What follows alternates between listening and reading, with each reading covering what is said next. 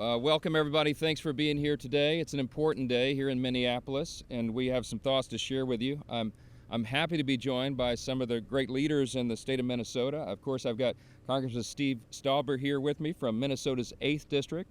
I have Congresswoman Michelle Fischbach from Minnesota's 7th District, and former prosecutor and one of our all-star candidates who's going to win a seat for us for the Republican Party in the House, Joe Tairab, who's running in Minnesota's 2nd District. These are important voices at an important time, and we are here in Minneapolis for one reason. It is our job to expose the real records of Kamala Harris and Tim Walz. The American people are hurting because this situation is really desperate. We're all paying more for gasoline and groceries and rent and car payments and mortgages. And we've watched millions and millions of illegal aliens come right across that open border into our communities, draining our resources and attacking American citizens. And each one of those crimes have been 100% preventable. Those illegals should never have been here in the first place.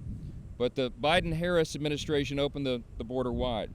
Wars, meanwhile, are breaking out all around the world. And we've seen spikes in crime in cities like here in Minneapolis across the country for the last 4 years. In spite of all that, Kamala Harris and Democrats are trying to tell us that none of this is happening. They're trying to tell us that we're wrong for the things that we can see with our own two eyes and that we're all feeling. They're telling you that you not to believe what you experience every day. They're telling you the economy is actually good. They're telling you that illegal aliens don't commit crimes.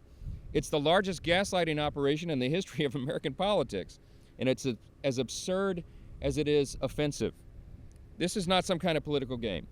Harris and the Democrats have destabilized our country, and they have put the American people in the most dangerous situation that we have faced since World War II.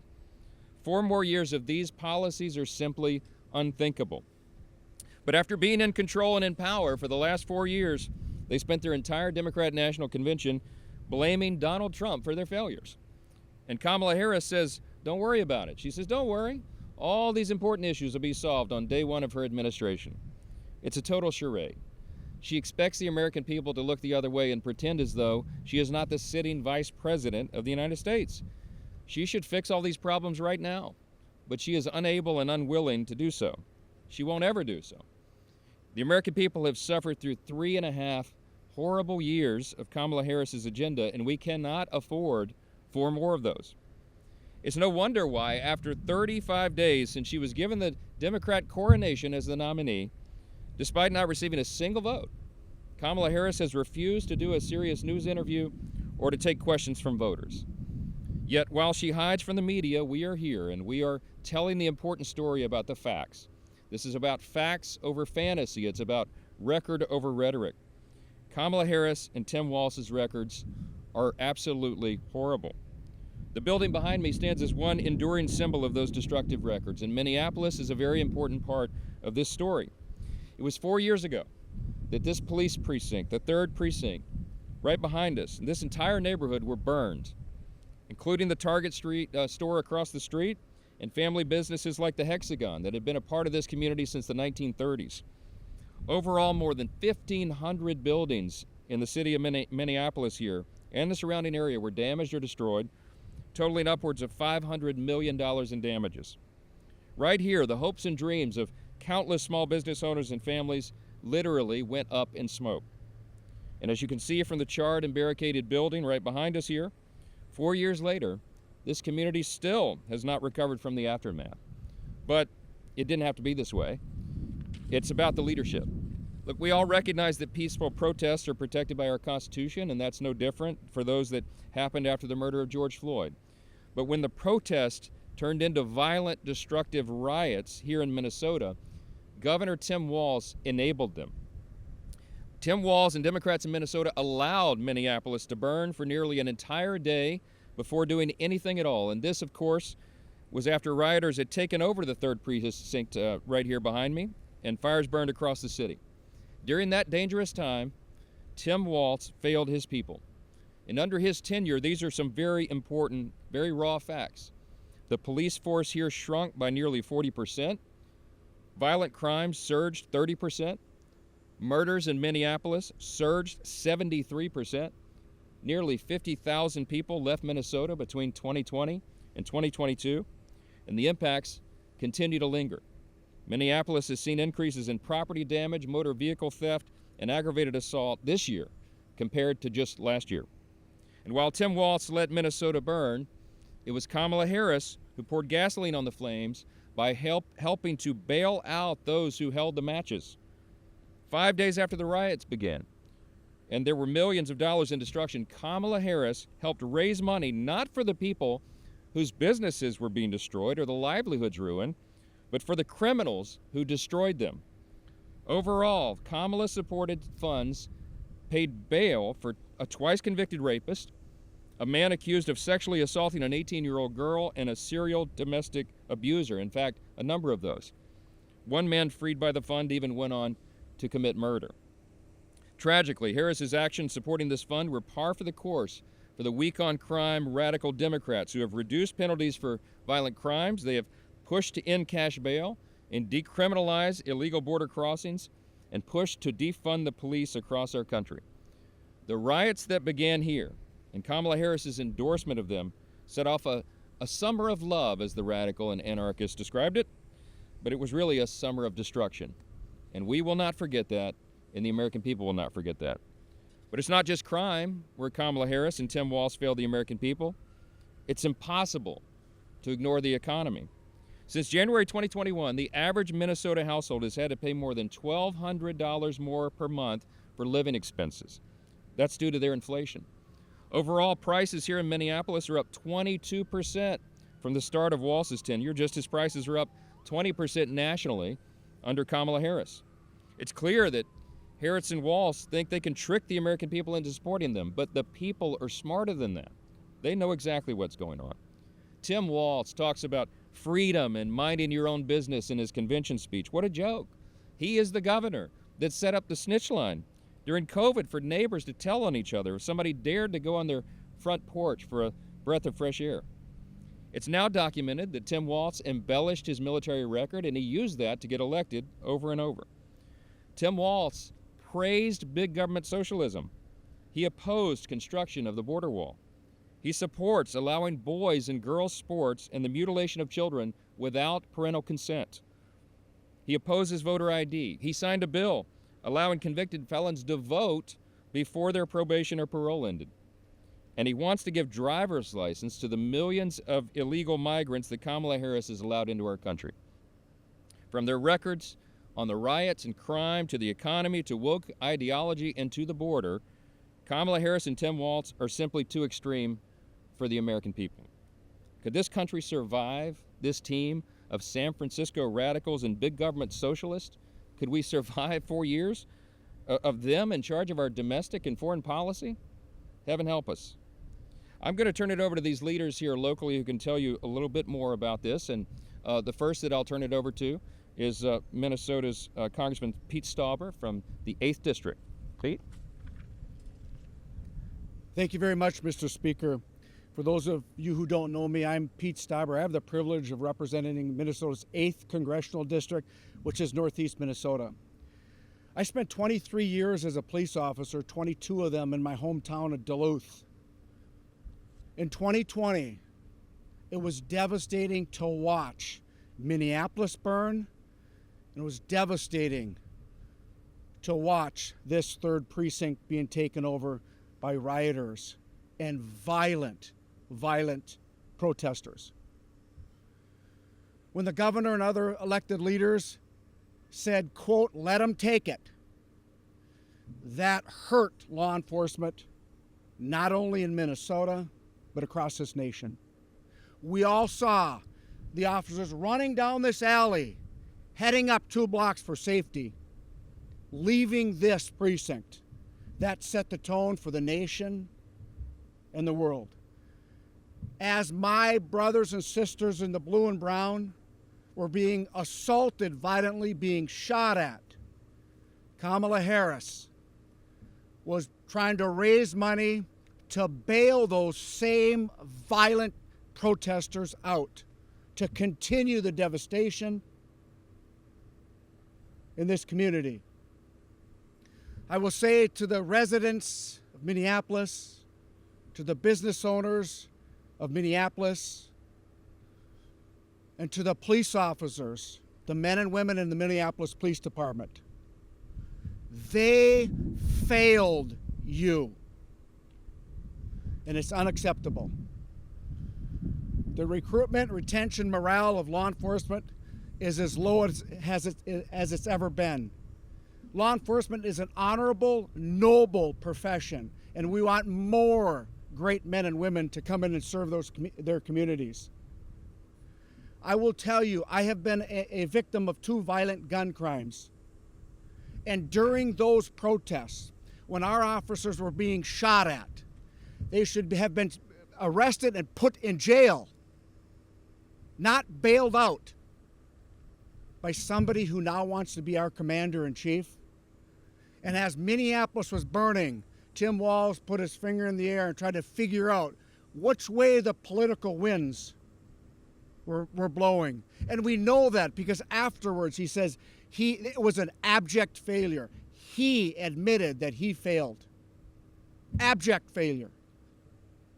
We can do better. Minneapolis families, the police officers, our community members deserve safety and deserve somebody when you have to make a decision, you make that decision with the best information you have.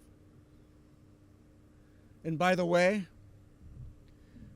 when Governor Walz was asked why didn't he bring in the National Guard, part of his comments were, and I quote, "They were just a bunch of 19-year-old cooks," end quote. Those were his words. I can tell you, as a military family and a wife who served in the 148th Fighter Wing for over 23 years, that is an insult. Those men and women are trained, they're our community members. And you know what, Governor Walz? The Minnesota National Guard needs 19-year-old cooks. They're value to the organizations and the missions that we ask them to do. As we move forward, we need steady leadership. We need somebody that will back the blue. As police officers, we want to be held accountable. We will be held accountable. But we also have to have elected officials from the local level, the state level, and the federal level to back the blue. There is only one candidate and vice presidential candidate that backs the blue, and that's Donald J. Trump and J.D. Vance, without question. I've met law enforcement officers from across this nation.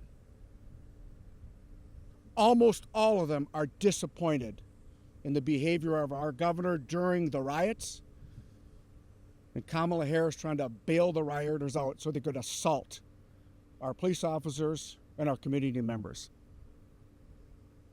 We need Donald J. Trump back in office, who supports the police, supports public safety, and will make our nation and our community safer.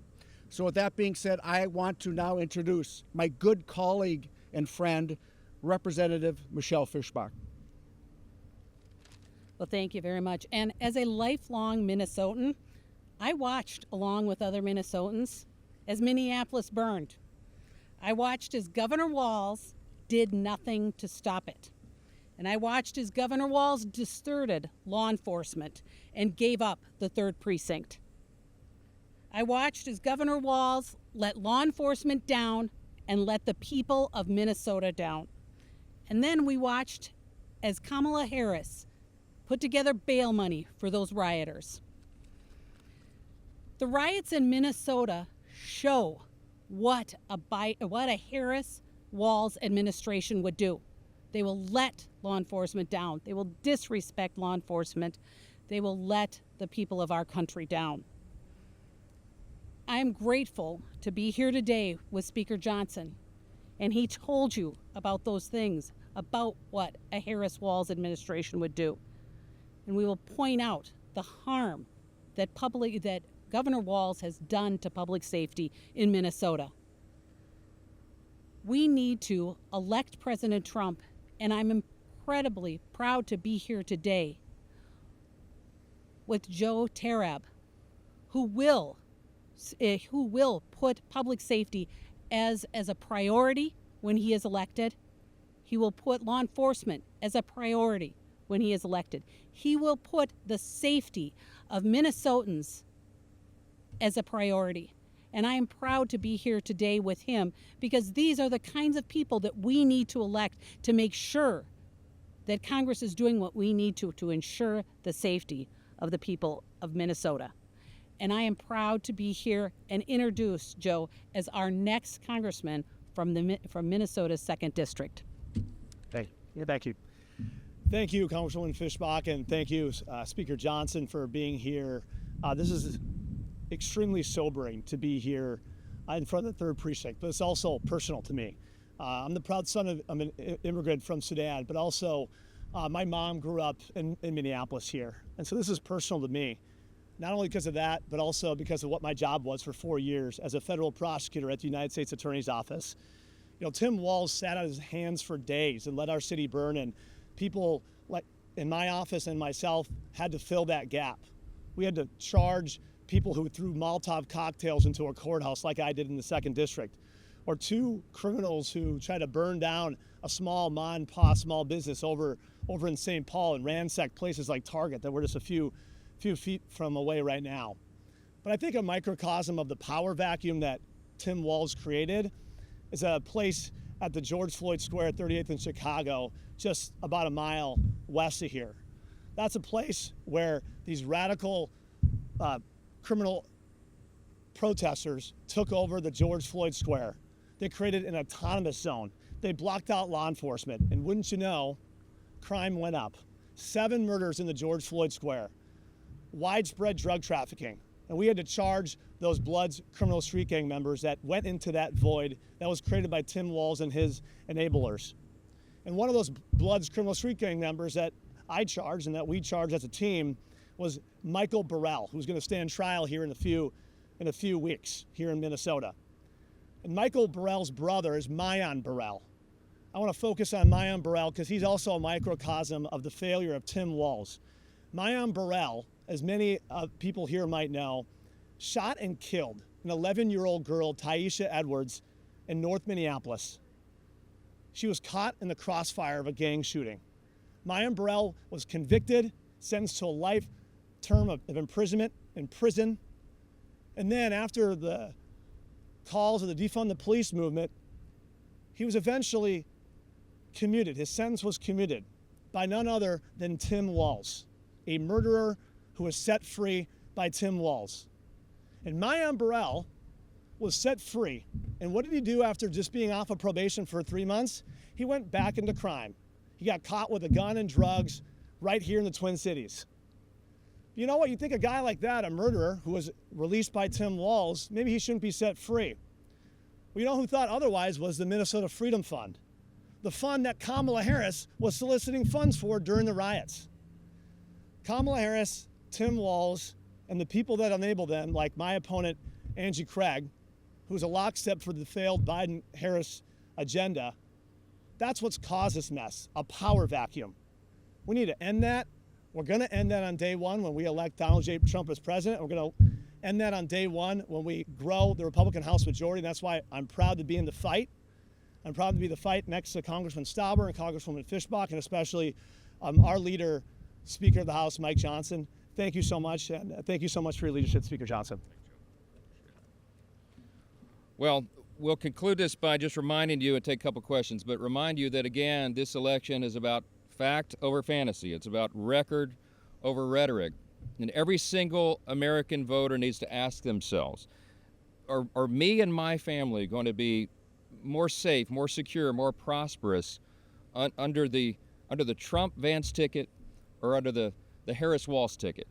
And if you look at the record and you look at the past is prologue. If you look at what these people have actually done in office, the answer to that is crystal clear. As Speaker of the House, I've now traveled to 191 cities across 39 states so far, doing campaign events for our candidates and our incumbents. It doesn't matter where we go around the country, people are absolutely fed up with the way that things are.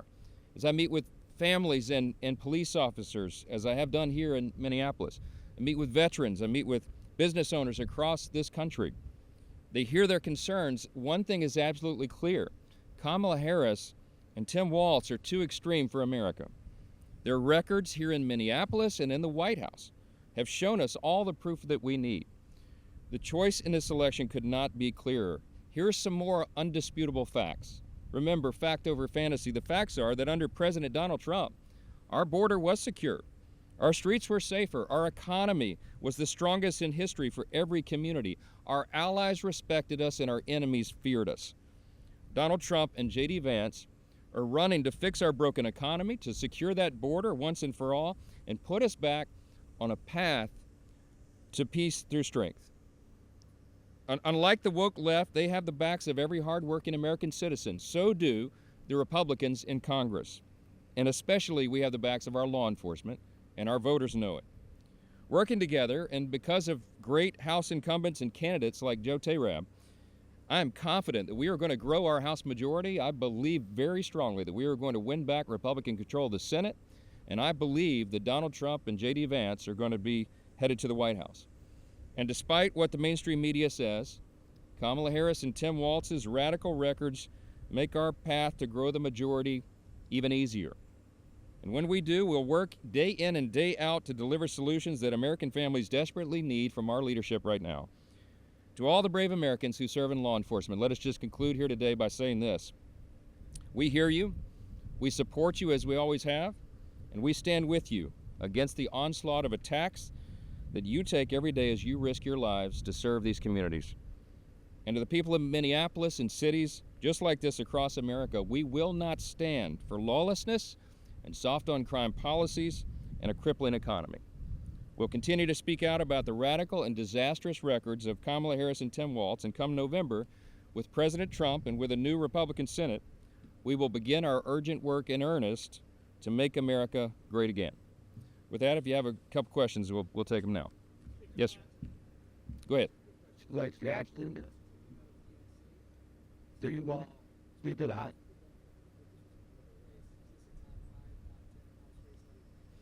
Yes, the projections for the outcome of the House races are favoring Republicans right now. We believe that we are going to grow the majority, and part of our belief is based upon the fact that we have extraordinary candidates like Joe Tayrab. You just heard a little sample of his expertise and his background. This is a serious leader for serious times. He's been a prosecutor. He's served his country in uniform. He has an extraordinary record, and contrasted with these other leaders, like the ones that were on parade at the Democrat convention, you see people who will handle the crime crisis, who will handle the economy, and who will bring thoughtful, common sense solutions to all the great challenges facing the country. Joe's run an extraordinary race. I believe he's going to beat Angie Craig handily, because he's been going into the community and talking with people, not only providing the answers to all these great challenges, but doing it with the right tone, the right measure. He's exactly the kind of leader we need for times like this. We could not be more proud of him as a candidate, and others like him that we recruited all across the country. This is an extraordinary stable. I believe we put on the field the best slate of candidates that we've had in our party in the modern era, and I believe that's going to pay off on Election Day. Yes, ma'am.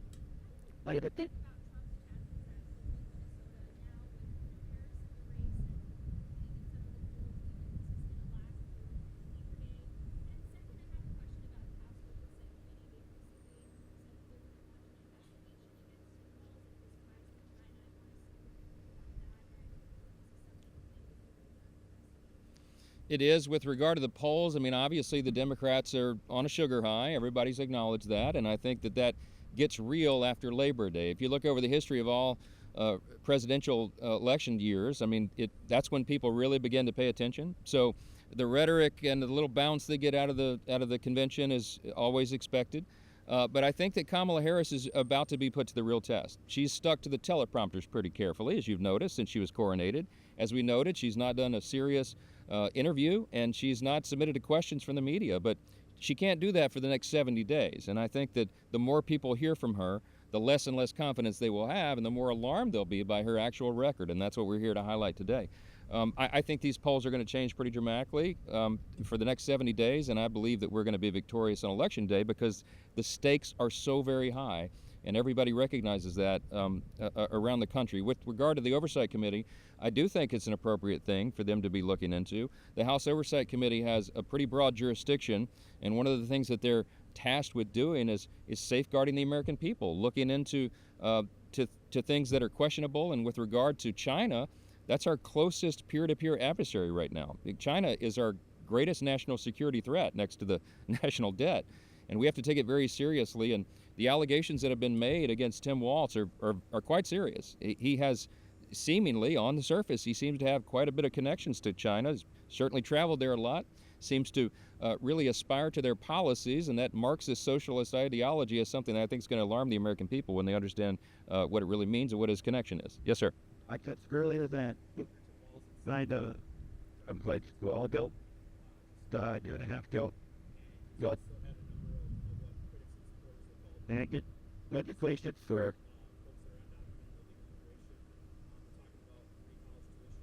the insurance, the American people, they got the laws, they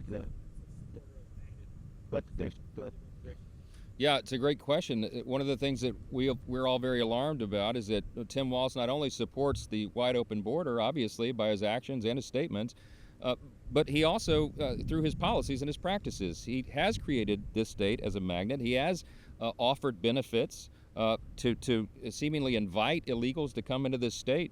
And I think the people of this state are quite frustrated by it. I know they are all around the country. We say that every border is a border state now, and it's certainly true. And by our count, I actually believe the number of illegals who have come across that border since Harris took over as the border czar is close to 16 million people. Now, these aren't huddled masses of families seeking, fleeing persecution in their home country, need an asylum. These are, in many cases, very dangerous people, as President Trump keeps pointing out. We went down to the Eagle Pass, the Del Rio sector in South Texas in January, brought the largest collection of members of Congress ever. We were down there and we heard directly from those in charge of border security and our Border Patrol agents. They told us that 70% of the people that crossed illegally at Eagle Pass, which is the epicenter, were single adult males between the ages of 18 and 45. We have tens of thousands of Chinese nationalists. We have obviously hundreds of people who are on the terrorism watch list. We've got dangerous criminals from other countries. All that is true. And now we're seeing the effect of it, the violent crime that's being committed against Americans. We have fentanyl poisoning as the #1 cause of death for Americans age 18 to 49. I mean, all of these untold catastrophes were totally foreseeable and totally preventable. But Harris, the border czar, and Joe Biden refused to close the border when they could have done it every single day. And governors like Tim Walz have invited the problem. They have incentivized illegal crossing, and they've encouraged people to come into their states and effectively invade these communities with all this danger and violence. It's a serious thing. I think the American people are going to make them pay a price for that in November. Johnson, it's talked about illegal immigrants, and there's bipartisan bills and that's scare. Your name has been associated many times, and knowing it's a crisis here, so. That bill was terribly flawed. It was not a border security bill. It was an immigration policy bill. We do need to fix the immigration system, but you need bipartisan support from both chambers of Congress to work that out because it's very complicated. What we need immediately, first and foremost, what the American people demand and deserve, is to secure the border. And then let's talk about immigration policy and how to solve the problems that's created. That bill that was sent to us would have codified some of the terrible practices that Joe Biden and Kamala Harris, the border czar, put into place. That's why we could not have supported that. It would have actually made the problem worse. So there will be a comprehensive immigration reform, I believe, coming in the next Congress. But the first thing we'll do on day one is secure that border. Donald Trump will do it with executive orders the moment he walks into the Oval Office, and we will back it up immediately thereafter with some of the strongest border security legislation you've ever seen. We passed H.R. 2. That policy, that secure our border legislation 17 months ago in the House. And it's been sitting on Chuck Schumer's desk collecting dust. The Democrats and the border czar Kamala Harris do not want to close the border because their hope, I believe all along, has been to turn illegals into voters. That's a whole other issue, and we're working on voter security, and we need the states to ensure that illegals are not going to unlawfully register to vote and participate in this election. We passed the SAVE Act before we left for the August district work period, and 198 House Democrats voted against that, including Angie Craig. That's something that I think everybody needs to take note of, and I think they will at the election day. Thank you all so much for being here. We appreciate it.